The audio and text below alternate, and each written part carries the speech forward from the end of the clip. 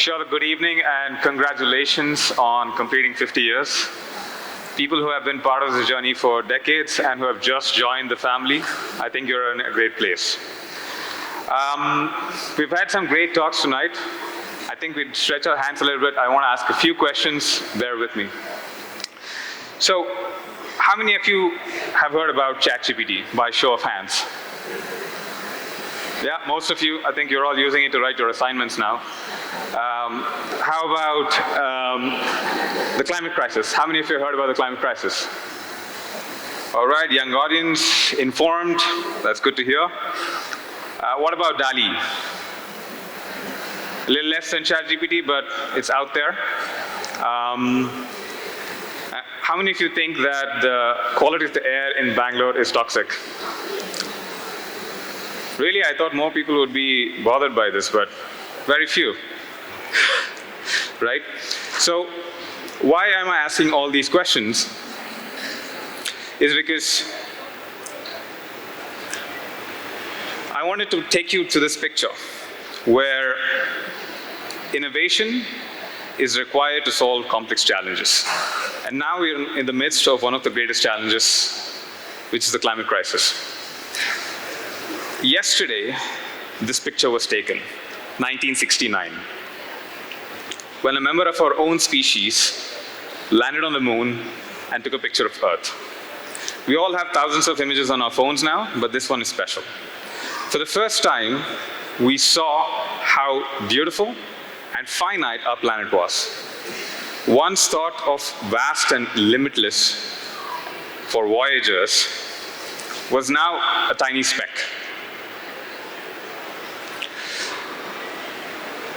And this living planet is powered by the sun. Just to do a very quick Climate 101 primer. 99.9% of all the energy on the planet comes from the sun. Most of it is reflected back out into space. Some of it stays here. Remember those pesky greenhouse gases, CO2, methane, that we're breathing in on a daily basis? They are good for us because they kept us cozy. They kept us warm. But the more we put out there, that blanket becomes a bit thicker. And the Earth gets hotter. At the moment, we are spewing about 162 million tons of global man-made greenhouse gas emissions into the atmosphere. If we thought the planet was a tiny speck, our atmosphere is even smaller. It's just 100 kilometers that way. Right? All of this emissions is going into the atmosphere. Now, what is the problem with this? The problem is the temperature is changing. It is a climate crisis. We've seen an increase of about 1.2 degrees Celsius rise in temperature. Now, you might think 1.2 degrees is nothing. We see that on a daily basis. That's weather. Climate has been stable for the last 10,000 years. Not varying on the positive or the negative more than 0.5 degree. And that's allowed us to see patterns of predictability, to settle down, to grow crops, and build all these cities that we live in. But that stability is under threat now. 21 of the hottest years ever recorded have come in the last 22 years. Most of you are all that age. Your entire lives have been in this anomaly. And that anomaly is getting worse. Now, when you think about emissions, the first thing that comes to mind is transport, cars, trucks, that are causing these emissions. But agriculture is also a big sector of emissions. 25% comes from that. Construction is another 25%. And the energy sector obviously makes up a chunk of it. So there are all of these different sources of greenhouse gas emissions that our current way of life is causing. And that brings us to now.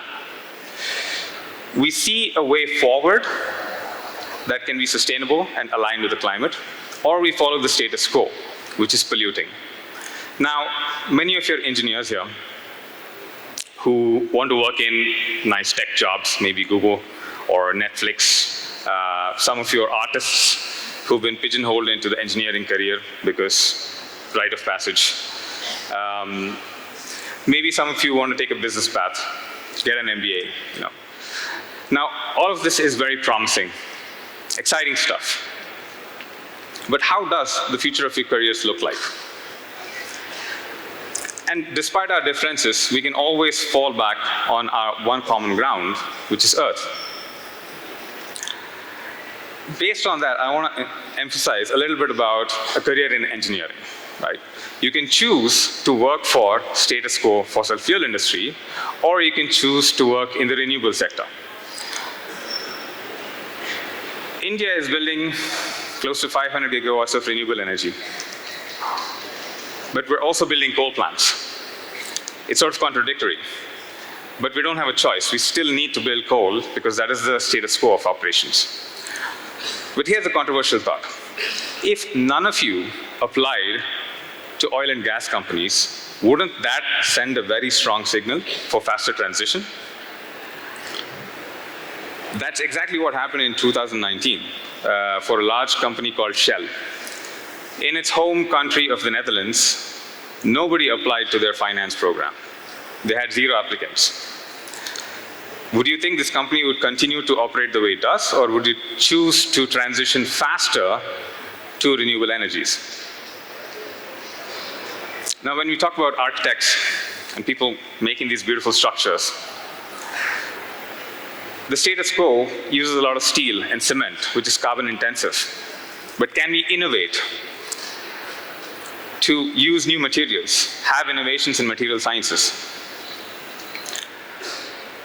At this stage, this institution empowers innovation, it empowers innovators. People are going out there and doing amazing things. But it also gives privilege of choice. We can choose to build better, or we can choose to build the same way, which is causing all these problems. So the choice is something that's right in front of us. Talking about software, we're in Bangalore, the Silicon Valley of India.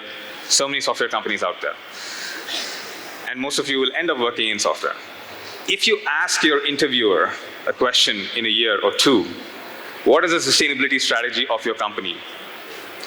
Do you think they will have an answer? And how would that make you feel?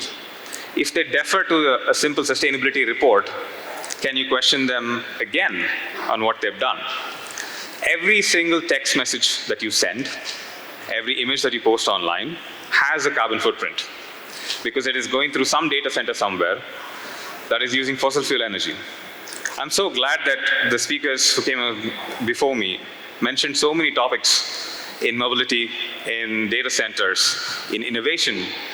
These are topics that I resonated with a lot, because it comes back to that fundamental thing of choice. You can choose to work in a better company, or you can choose to work for a status quo company. Looking at people who are going into business, you can say these are all management decisions. We don't have a choice on that, right? And revenue can be seen as the North Star metric, even today. But how can we also add people and profit as a triple bottom line?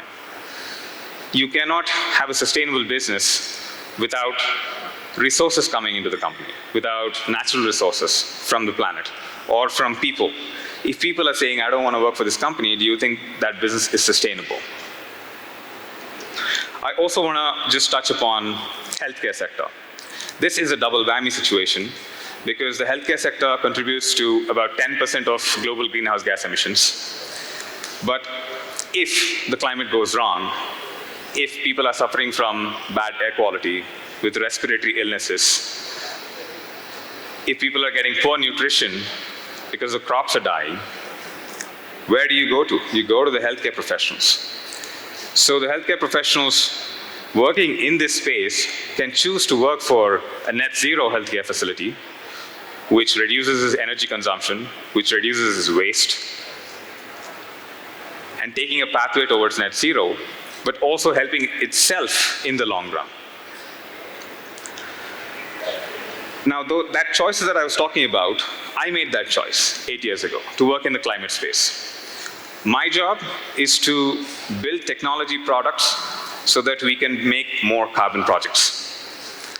When I say a carbon project, it means planting a forest. It means planting a mangrove forest, building a renewable energy plant, improving the energy efficiency of a factory,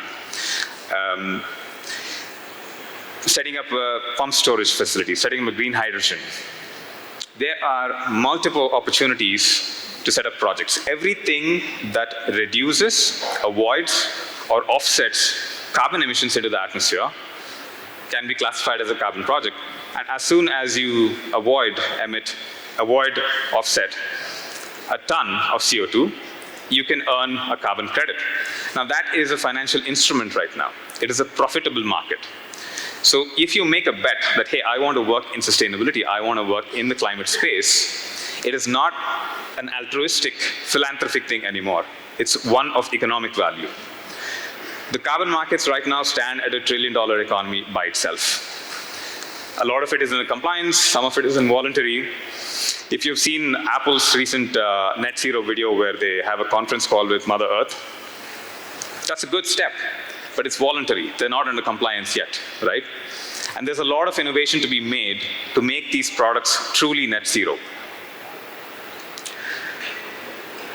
And there's a seismic shift in terms of how countries are looking at it, how corporations are looking at it. If you've heard about the term net zero, everybody's promised it. 2030, 2040, 2050, India has promised it for 2070. Can we look at 2047 as an ambition? The government has set its policy, but what if we have enough innovators here and outside who come and say, hey, I'm going to innovate to make sure that we reach that faster? They directly tie to the Sustainable Development Goals. All of those goals that the countries got together and set for ourselves to have an equitable, just, safe planet for the future. The climate crisis is a threat to that as well. And we have the Paris Climate Accord. That is one document that all of the countries in the world have signed. There is no other document that all the countries have signed. We just have one document. So the global goals are there. The global ambition is there. The direction is there. The transition is already underway. The question now is how fast can we get there? I'd like to leave you with one thing. Our economy is embedded within our biosphere. We cannot have unlimited growth on a planet with finite number of resources. A strong planet means a strong society, means a strong economy. And you have the choices ahead of you to make right now. Thank you.